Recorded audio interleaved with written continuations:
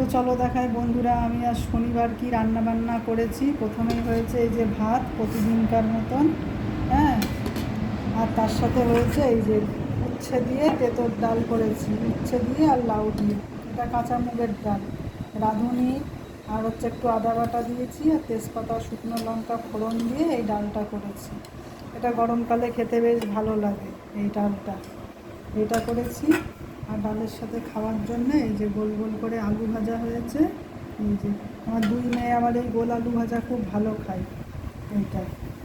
আর করেছি সজনে ডাঁটা দিয়ে আলু দিয়ে, এটা সর্ষে পোস্ত দিয়ে করেছি, পাঁচফোড়ন ফোড়ন দিয়ে।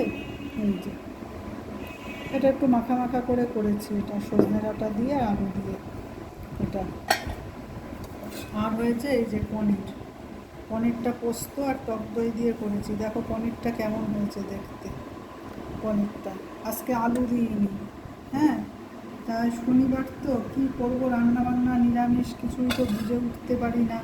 তাই এই হয়েছে আমার আজকের রান্নাবান্না। তোমাদের যদি ভিডিওটা ভালো লেগে থাকে একটা লাইক করে দিও আর সাবস্ক্রাইব করে দিও।